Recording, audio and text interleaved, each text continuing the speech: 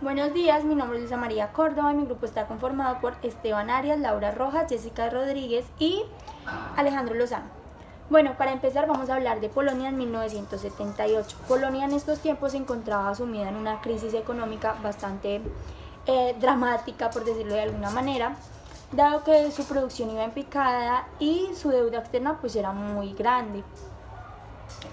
A esto hay que sumarle unos acontecimientos nuevos que sucedían en Polonia, Verbigracia, pues los sindicatos y las huelgas de los trabajadores. A esto pues un acontecimiento que nunca antes había sucedido, y era que la iglesia estaba proyectando la nueva imagen de apoyar a los derechos humanos. Entonces la iglesia mostró su total apoyo a los sindicatos. Estos sindicatos pedían su reconocimiento como oposición, como que se abrieran unos canales para ellos poder ser escuchados. Pero pues como bien sabemos, toda la vida la oligarquía pues se ha apoderado del mundo, y siempre el pobre más pobre y el rico más rico. Sin embargo, cabe mencionar que no se trataba la huelga con violencia como había sucedido otrora, sino que era más por medio del diálogo y la negociación. A los trabajadores se les prometió subirles el sueldo, y estos aún así pues no cedían ante la presión del gobierno, sino simplemente siguieron firmes en su decisión y se hicieron un pliego de peticiones. En principio fueron 16 peticiones. Ya después algunos trabajadores decidieron ceder porque pues se les subió la cifra pues del sueldo que supuestamente les iban a subir. Siempre o sea, en las huelgas pasadas se les decía que se les iba a subir el sueldo, pero pues era mentira, nunca se les subía. Entonces en esta huelga pues decidieron no dejarse convencer, aunque algunos trabajadores lo hicieron.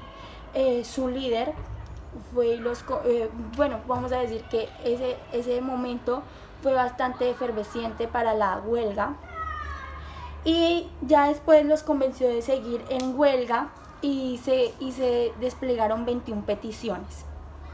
Estas 21 peticiones era más que todo que se les dieran los canales para ellos poder hablar y se les reconociera la oposición, y aparte de todo que se liberaran los líderes políticos que se oponían pues a la aristocracia de Polonia. Parte quinta. Bueno, en las puertas del astillero habían fotos del Papa y grandes reproducciones de la Virgen Negra. Juan Pablo observó con ironía satisfacción que los políticos occidentales, específicamente los de la izquierda, estaban sorprendidos con la multitud de trabajadores que acudían a esta mesa, arrodillándose en los confesionarios improvisados al aire libre, sorprendidos de que los trabajadores hubieran escogido símbolos religiosos, tanto que son las batallas y todo lo que esto inculcaba. Se sentía que el Papa veía la mano de Dios levantada contra todos los comunistas. También a lo largo surgió manifestaciones que fueron espontáneas bajo un liderazgo del comité de huelga. También en solidaridad de los huelguistas del astillero de Lenin, los trabajadores de países enteros estuvieron pendientes, incluidos católicos, que en ellos causaban común en la iglesia, no importaba quién fuera, pero todos estaban allá, en la iglesia católica. Buenos días, profe. Buenos días, compañeros. Reciban un cordial saludo. Hoy hablaré un poco sobre lo que es, bueno, la lectura que nos dejó el profesor, El Imperio se tambalea, donde uno de los principales autores, bueno, principal personaje que se utiliza en la lectura es el país Polonia en su época de crisis económica, social y política, ya que se puede ver claramente que al principio de la lectura nos nombra cómo entra en crisis económica el país con su deuda externa por los aires, sin tener presupuesto de cómo poder solventar esa deuda. Entonces someten a la clase obrera a la clase obrera diciéndole que vamos a congelar su salario, sus ingresos no van a ser muy grandes, van a tener que trabajar sus horas debidas, pero que su sueldo sí va a tener que parar. Entonces, claro, eso a nadie le gusta, obviamente. Entonces, ¿qué hace la clase obrera? Entra el gremio de los obreros de las fábricas, que prácticamente la mayoría de ese país, ese país se tiene en cuenta por sus grandes fábricas que hay allá. Y bueno, entonces estos trabajadores en esa época ven que están siendo injustos con ellos, el gobierno, y acordémonos de que el poder, ¿sí?, el gobernante de ese país era Edvard Gierek, quien era un comunista, que uno de los objetivos de él era que el socialismo tenía que salir como sea de Polonia. Entonces, ¿qué es lo que pasa? Ya con la clase obrera, viendo que era injusto lo que pasaba con ellos, decidieron tomar decisiones ellos mismos y dijeron: basta con esto, entremos a huelga, entremos a protestas y luchemos por lo que es de nosotros. Entonces, ¿qué fue lo que pasó? En ese momento, cuando comienza a haber esa clase de problemas, porque se comenzaron a enfrentar contra las autoridades de ese país, hubo violencia, muerte, bueno, una crisis bastante alta, porque, o sea, no hubo una organización buena, por decirlo así. Y eso es lo que hace que un país entre en esa decadencia, en su crisis, al no saber manejar las cosas y por haber ciertos incidentes, por dinero, que también ponen en ese desequilibrio al país. No nos vayamos muy lejos, veamos nuestro país, Colombia. Colombia también está en una crisis por un mandato donde prácticamente no se gobierna bien. Entonces no se ve la violencia que había en ese entonces, pero prácticamente nuestro país está en esa violencia. Entonces eso era lo que yo quería hablar. Muchas gracias. El imperio se tambalea parte 5. Prácticamente nos hablan de todas las grandes huelgas de la era comunista en Polonia y que habían terminado violentamente. Estas fueron en los años 1956, 1970 y 1976. Prácticamente las huelgas espontáneas que comenzaron en julio se extendieron a más de 150 empresas y Edvard Gierek ya empezaba a gobernar con el sol a sus espaldas, porque el país estaba endeudado y estaba casi que en la bancarrota. Eh, Fue hasta 1980 que no había una oposición política organizada centralmente. O sea, sí existía unas alianzas informales de fuerzas para hacerle frente a los caprichos de un Estado que se consideraba imperioso. Eran los comités de defensa de los trabajadores, conocidos por las siglas COR. En 1978, en abril, los voluntarios sacaron el primer boletín de un movimiento llamado Sindicatos Libres de la Costa Báltica.